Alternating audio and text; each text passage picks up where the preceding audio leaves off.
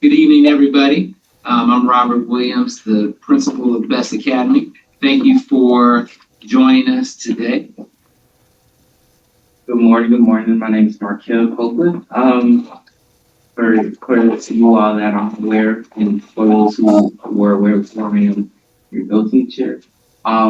We shall begin this meeting. It's now 5:14. We can begin the call of the roll, please. Okay. Ms. Hurd, you're going to call the roll for us.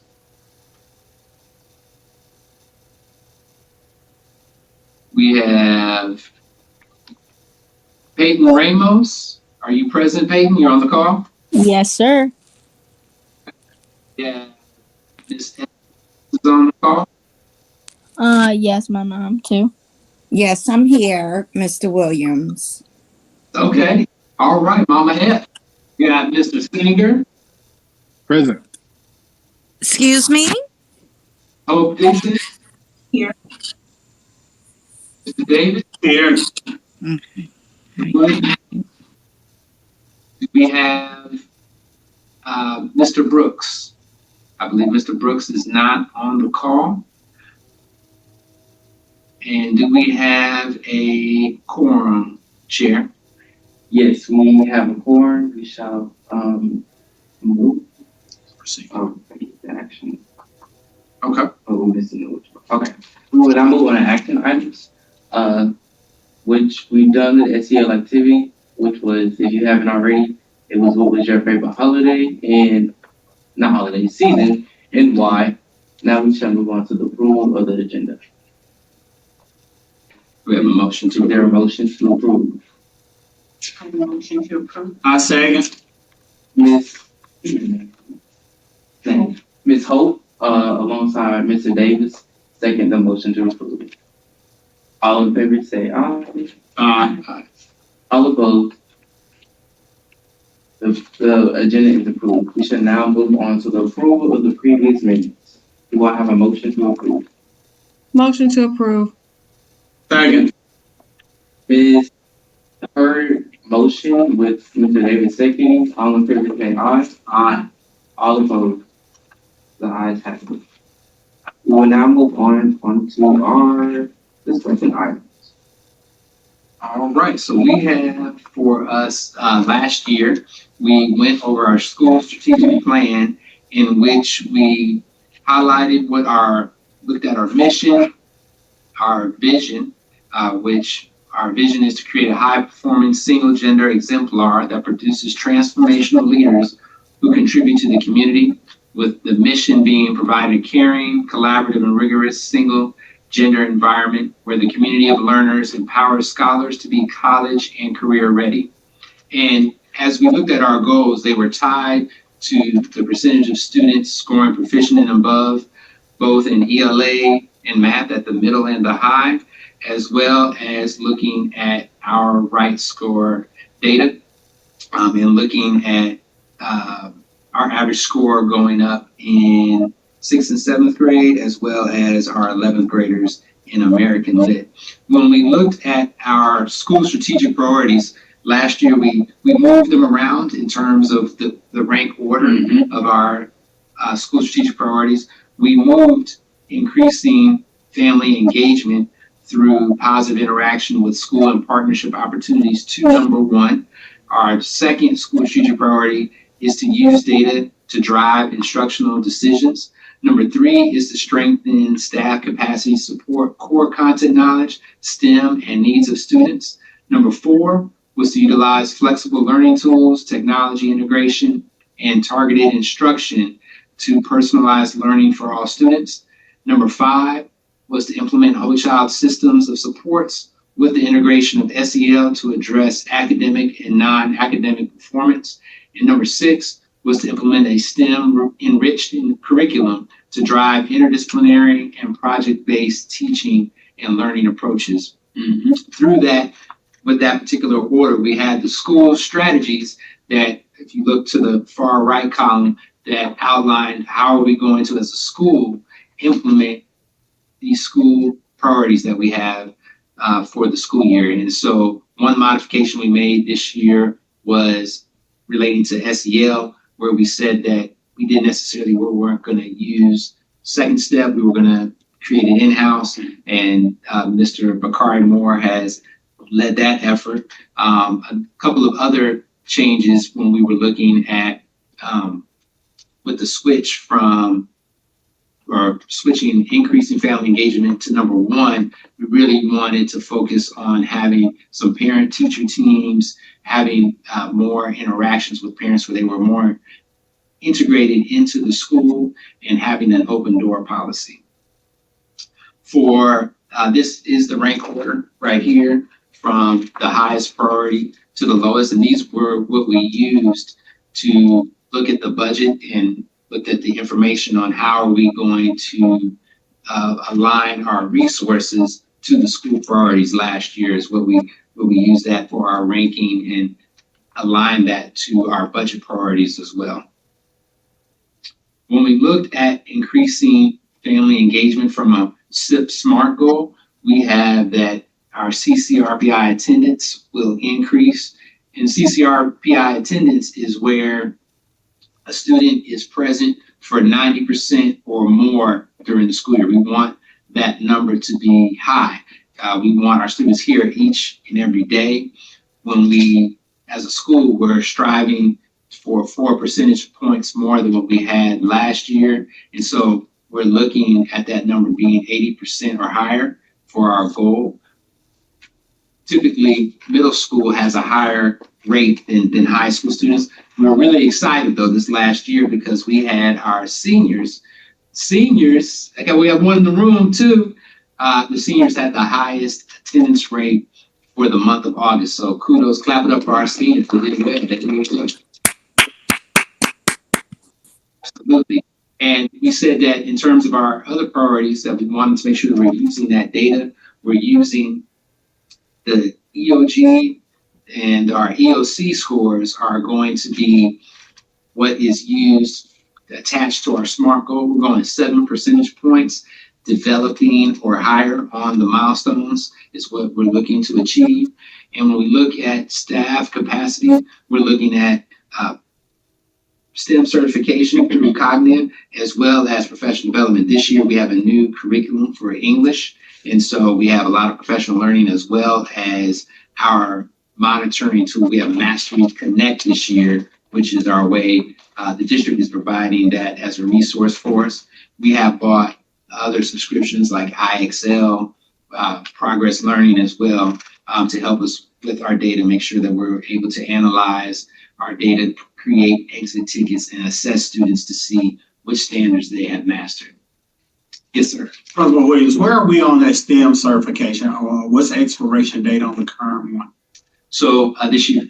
Oh, so it we are. expires this year. Yep. So Okay. we are looking to have the Recertification. certification this school year. And that's good for 5 years, correct? Yes. Okay, awesome. Yes. Thank you, sir. Yep. No problem. All right. Looking at our data, this right here shows our reading results. And so for when we look at our reading results, we're looking at our middle school students. And so we have 33% or higher are at proficient for us when we look at that particular data point. And we're looking at data that was compiled since last month or August, right? This is August results. This is August results. fall of 25, 26. August of this year. Yes, sir. Okay, thank you. And we're going to be looking at, just be thinking about, because we're going to have a discussion about what we see, some trends, what we notice, or questions that we have as we're looking at the data. So as you're looking at that, maybe jot down any questions that you may have as you're looking at the results. Get you a pen, sir. I'm good. Okay. Let me get that. If you look at math, we were at 25% or higher in terms of proficiency for math. When we looked at our ELA, these are our EOG results. These are the results of our students on ELA in the spring. And so we were at 25% or higher for spring 2025 ELA EOG results. And that's the combination of 6, 7, and 8. Yes, We're not looking at one grade band. This We're is looking at all the entire grades. middle Yep. school. entire middle school Okay, combined. thank you. Yes, sir. We will look at our math EOG results. we are at, that is 31% for proficiency or higher for math or EOG in middle school, 6th through 8th. When we're looking at social studies, we are at 21% or higher for social studies. Kudos. That was an increase especially for our developing and reducing our beginning learners. Yes. When we look at our GMAS for science, we were at 31% for middle school science. When we look at American literature, we were at 25% proficient or higher for American Lit, which is an 11th grade course. When we look at algebra for the EOC, we were at 31% or higher for Algebra 1. For U.S. history, we were at, what number does that add up to? For proficiency or higher? That's Yeah. 43? 43. 67% and higher for proficiency rate for U.S. history. For biology, we were at 23% for biology for proficient or higher. And so we're just going to record some of the glows and grows that you may have seen.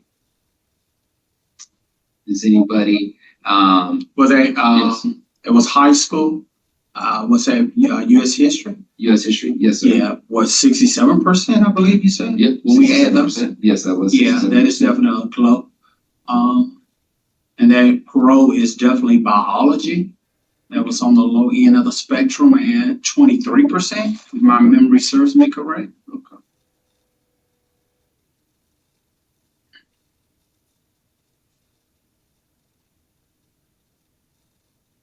Does anybody else have any other data points that they wanted to highlight as a? Yes, I'm going back. Yeah, thank you. Yeah. Oh, I'm sorry. Yes. I like the fact that for ELA, we have a lot of developing, so that means that we have room to grow to be proficient. So can't remember the number, but I saw a lot of yellow that could become green. Is that for high school or middle school or both? I thought it was for middle school.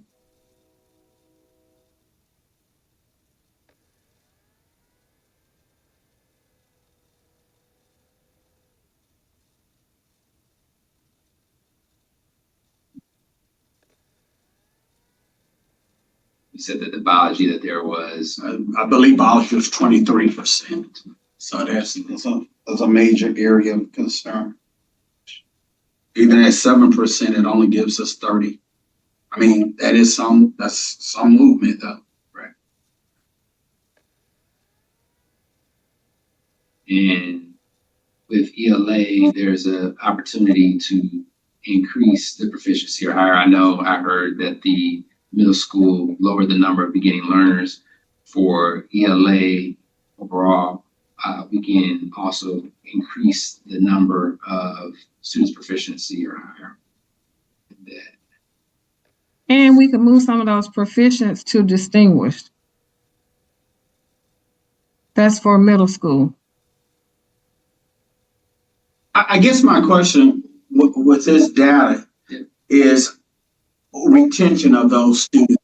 What I think I would like to do is a deep dive into are we still serving those kids that reflect those numbers? So when you use the word misheard, like bubble, beautiful, are those bubble students still here? Because then it's not applicable if Little Ricky has moved on and Little Ricky was a bubble student. So let's agree to look perhaps at some point a deep dive in what students are still his special bubble student that may be in that developing, moving to a proficient, or better yet, a proficient student that was on his way to distinguish. Let's look at and see, are those students still alive with us? Yes, absolutely. I think that's a good point. Retention of the students, as well as we are looking, I would say, compare that data to what the data is that we have currently. Yes, sir. Yes, sir. Yes, sir. Because I do know that as a team, we're looking at with the map results for middle school that we're looking at, hey, and identifying those bubble students, but it'd be great to see, okay, well, how does that tie to the data from spring 2025? And when we're saying bubble, I don't want to take all the time. When we're talking about bubble, we are talking about kids that are moving from proficient to distinguished. Now, I'm not talking about bubble the bottom end, because I've heard people say a bubble student can also be a student that's moved from beginning to developing. I respectfully disagree. I think a bubble student is only a student that is moving from proficient to distinguished. Any thoughts on that? We can also look at the SLDS bubbles, because that's where it originates, to move them over to the point where they're proficient or distinguished. Okay. And you have to go and look at the SLDS chart to do that per area. Okay, so you're not looking at it on the bottom end. Then you're not looking at a student going from beginning to developing. It depends on the department, as far as I know, because in ELA is something totally different. I think just good nugget for conversation. Yeah. Thank you. You're welcome. So are there any wonderings as we were looking at that data, as you're looking at the data? I'm wondering if we can start the boot camps earlier, because I do think that they made a difference. Absolutely. One piece that we said was that we were going to do the manhood development on Mondays, Wednesdays, and Fridays, so that with Tuesdays and Thursdays. So, definitely starting in October. By the time we start in October, that we can go ahead and start implementing the boot camp and I guess differentiation for the students on those days. But I'm also wondering if we could use the lockers in the middle school hall as like little mini escape rooms for fun, little challenges to help them to gain momentum with growth in areas that we see that they may need assistance in. Like if you open the locker, then there may be a challenge, and then you close the locker back up. Yep. No, I think, like I know how you have your display, displays that you had last year on the hallway. Yes. Was that was related to, the big displays, the museum that you would bring on the hallway? Oh, yes. Yes. So I think, as you said, just having as much, he's tickled over here. He's tickled.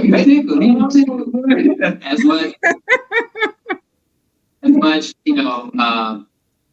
just putting the content in front of the students and being able to interact with the content in multiple ways. Definitely, Ms. Hurd, I think that's a good idea. I think, were you gonna say something? Yeah. Yes. So like, as we look at the data from what we have now and from last year, how are we transforming from what we did or adding on from what we did last year to this year? What are we transforming or adding on this year? So one thing that we did last year from a school target perspective, we met the majority of our targets, which was great.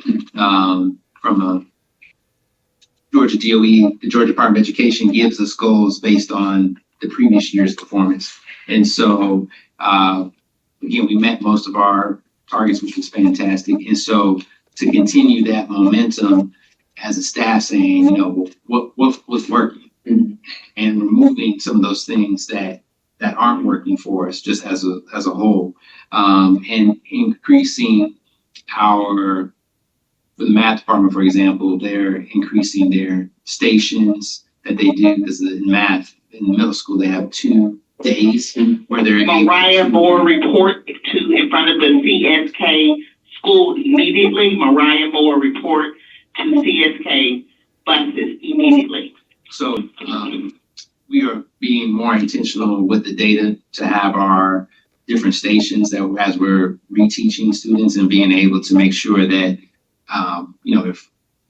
if Markel has mastered this particular standard, then he should not be at the station that's tied to that standard. He should be exploring a standard that he needs additional support in. So making sure that where differentiation is taking place in the classrooms on those second days where we have a A day and a B day of that particular content area.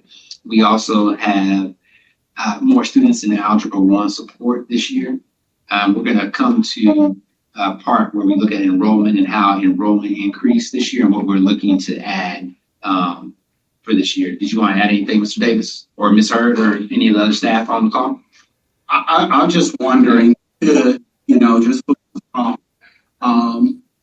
a couple of years ago at all. Sorry, I'm having bad internet issues. I may not be able to hear some things. I was just wondering, at our old campus when we were on Bankhead, that advisement period was everyone was intentionally teaching reading. Everybody. Mhm. I would like to revisit that and we need to have conversation. Yeah, I do believe the manhood piece is important, but I think literacy needs to trump that. And perhaps we need to go back to where we have a general assembly and meet, like a Fresh Start Monday, Happy Thursdays, where we meet and do a manhood piece. But just thinking out loud to what I envision is that each homeroom, many years ago we did this, but each homeroom had a specific target set of kids been based on data. Yep. And I taught those 5 or 6 kids, and then Miss Smith taught her 12 or 9 kids with a specific need based on a standard. So I just think in a nutshell we need to be intentional and capture that time to focus on building reading comprehension to build that capacity. And I'm not sure if you were here, Mr. Davis, because I shared that everybody would stop at least, hopefully, 15 minutes to 20 minutes, to be intentional about their learning, because that literacy piece is sometimes what hinders the child from moving to the, from the first, from one level to the next. Yeah, Even if it's 15 minutes of intentional phonics, it makes a difference. Yeah, I agree. And I think, and I apologize, you're absolutely right, I wasn't here. Yeah, I would like to see something like that. I think we had a little bit more than 15 minutes for advisement. I think it's a little bit more. So if we could just, have conversation around that piece about, trying to just switch it up a little bit, especially going into October, because we're about to go into this slide where they're starting going home for a week. So we're about to get this instructional slide where, I forgot because we home for fall break. I forgot because we home for Thanksgiving break. I forgot we home for the holidays. So we're about to hit that slide. So I want to try to capture as much as possible before we run into these slides we're about to hit. I like. Yes, Thank you sir. for sharing that. Yes, sir. But our third bullet is referencing the trend data. Was there any subgroups or grade levels that showed any gaps or unexpected trends? And when we look at, we can go back to. We're still talking about math. We're still going back. We're going to talk about math. I'm going to scroll back to slide that shows. Yeah, you keep saying Is it saying it? You see it? Yeah, I mean, I can say, I don't know if everybody says. I mean, what's pervasive to me is that we're sliding in reading across the board. That rate number is too high. Mm-hmm. That rate number is way too high. So when we're looking at ELA, we're just looking at reading, but we're looking at that number consistently every time you pull up a graph. It's showing you're in danger because you keep showing so much red. We have to do something but to be intentional to begin to decrease that number. So that's what I'm saying.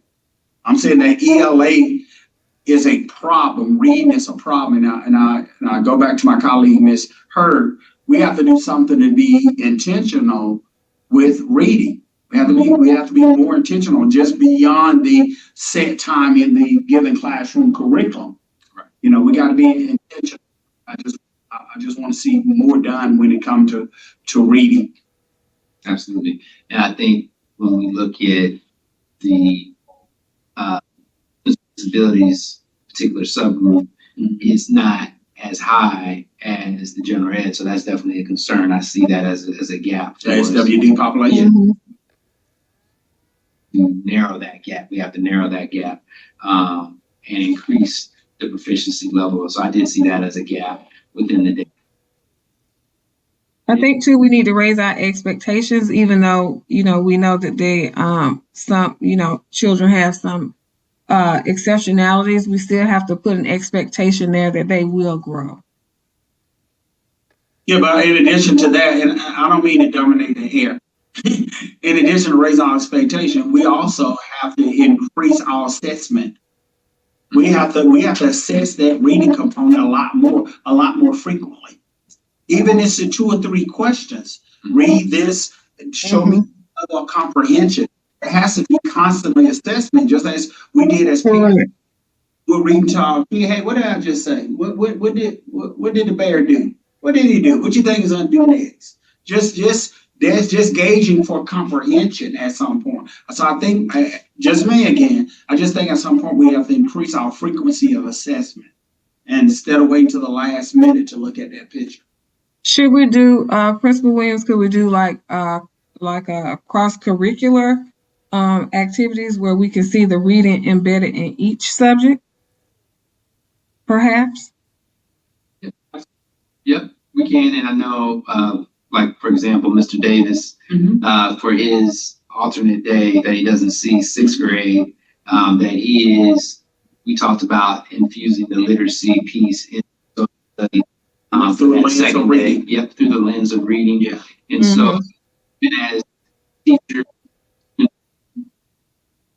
yes, as we're looking at that for the assessment of staff, that we said that we wanted to connect each staff that's a non-core to a core content area.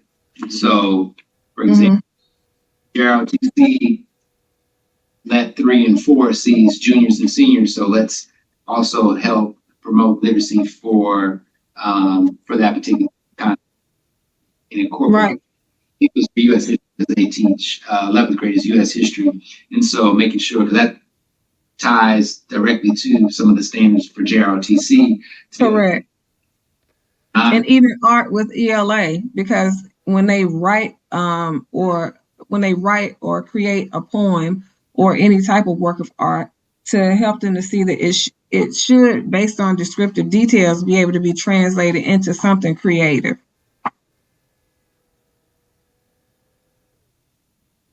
Were there any other questions as we were looking through that? At the data points? Anything you want us to dig into a little deeper for next time as well?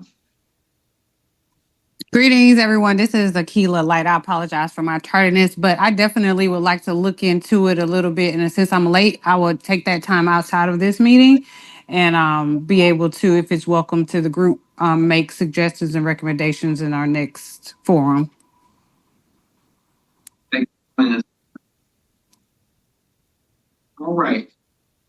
In terms of our timeline for this year, we are at number 4. And so we are reviewing the current strategic plan that was voted on last school year, and we're going to develop our 2025 to 2030 school strategic plan. So we are going to be exploring that, looking at that for the upcoming year. The district just released the plan for the next 5 years. And with that, the goal is to increase by 5 in terms of proficiency, by 5 percentage points, proficiency or higher each year, to get to that point of at 2030 where we have surpassed and met the goal of 5 percentage points each year. So that is the district's goal. And we are, as a school this year, our goal was to increase by 7%. Was the goal that we were looking to increase by. And that 5% is suggested to be sustained. So Yes. when you move 5%, Continue. Yeah, continue that 5%. Continue. Don't- Continue that growth. Yep, don't back. Right, so Right. Right, that's a big. And that goes for. Is there a date for the next 5-year meeting? The next, When we set the next meeting, will there be a retreat? Is it gonna happen in one meeting? Because that's a long, it's 5 years as opposed to one. so the you saying from a district level or from school level? From the school level, are we doing, I'm sorry, I must not have seen that correctly. I apologize. I might not have my glasses on. Did it say we were gonna work or the district was doing 5 years? The district is doing the 5-year plan. Okay, For us, we'll come back to the school's strategic plan each year, okay, new data. So we will have additional time to be able to come back, refine it. Like this year, we changed our strategic order. So right. we add a new strategic order, or take one off. So there will be opportunity to modify it. Okay, thank you.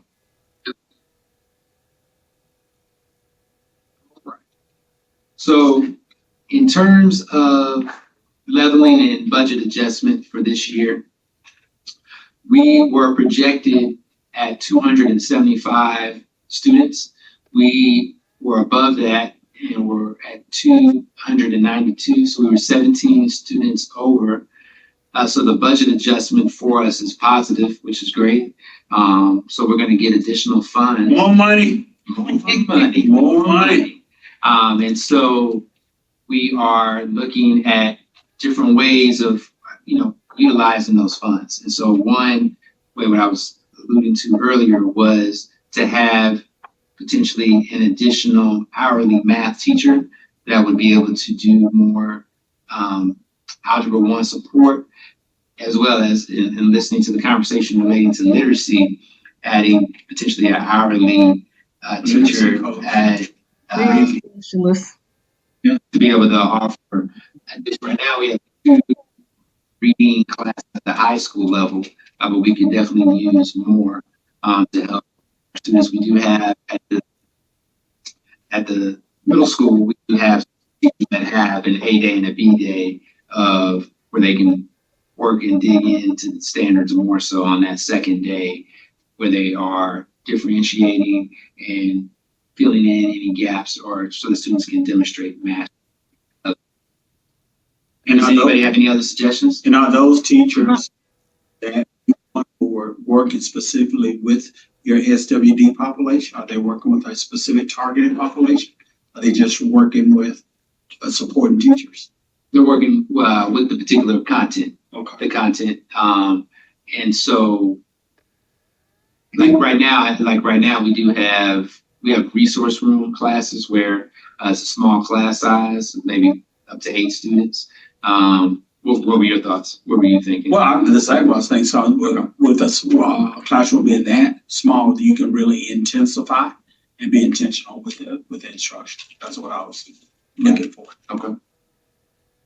Does anybody else have any other suggestions as we're looking at the additional funds? If we could get someone on when the children initially come in from elementary school, just given my experience last year, I think it would be very beneficial that they be able to address them, when it comes to phonics, because that made an impact with the students that I taught in that mixed class. But a lot of them are coming with those basic reading deficits because they were in the group of children that missed out on like the new initiative that they have for literacy. So is that a program? Phonics, it is a program. Not funny, as I'm saying. In elementary school, they have the reading specialists based on the state of Georgia's push for literacy because they see the gap statewide. When they took on a new curriculum pretty much statewide that did not embed phonics in the program, we're seeing those children. You say they missed that phonics piece. Yes. And they were taught to read by context clues and memorization. Application. Right. And so when they get to a word now and they just start saying words, it's because they really don't have the basis. So when I had the kids last year, I understood that.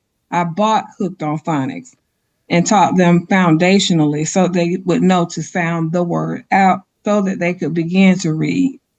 Okay. But at this age, they should know how to read.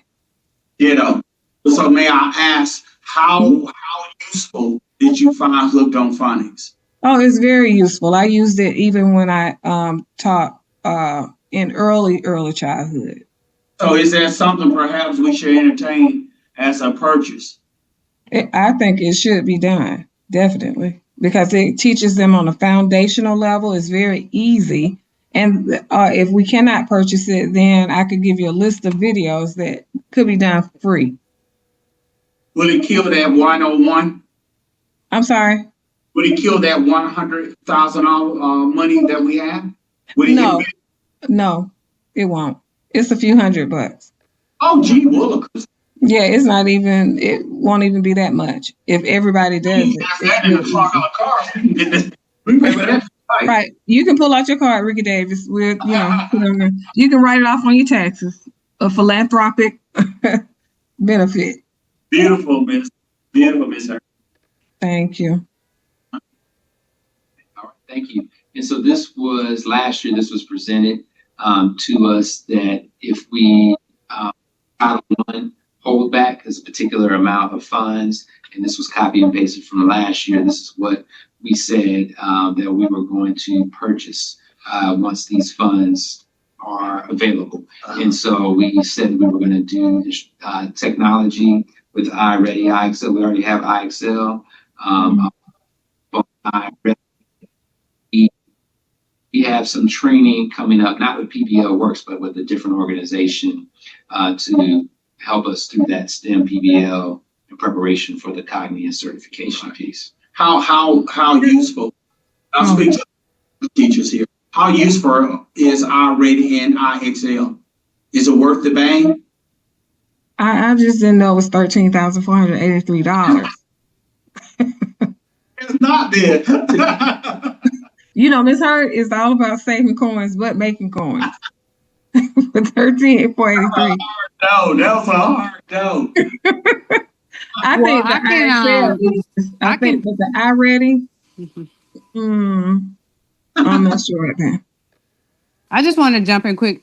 I know I'm not sure about the Hooked on Phonics piece, but I know I've had experience with the iReady and the iExcel, but particularly with the iReady, it's more in alignment with where each student is, and it gives them the reading materials based on where they are, so that you can kind of measure their growth, and then it feeds them the next level as they're able to pass it, right?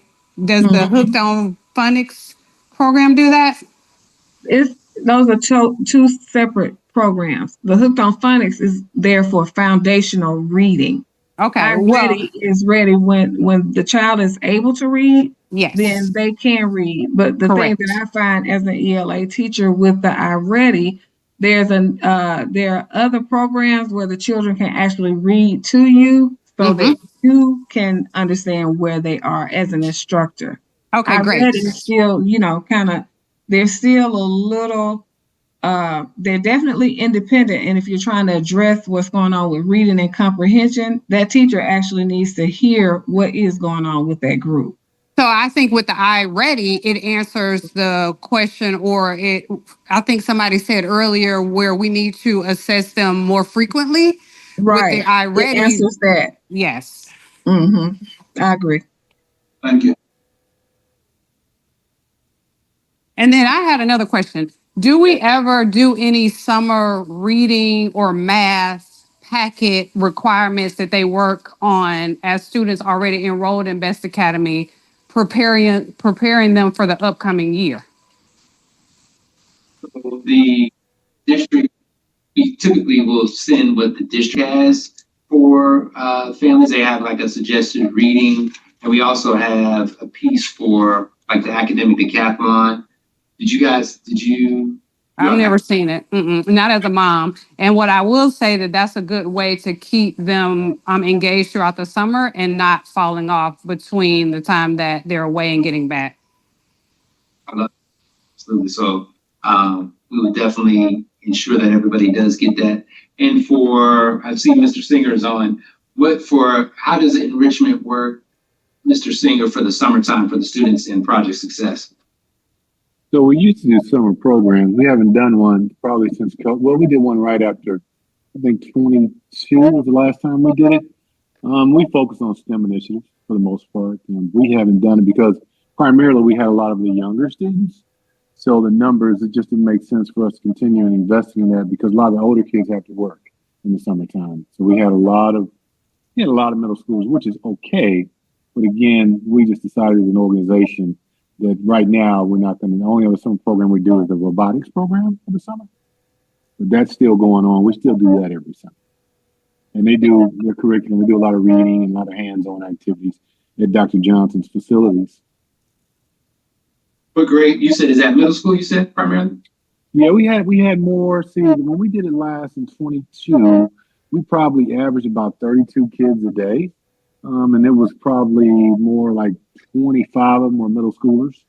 And they ended up making the high school junior staff.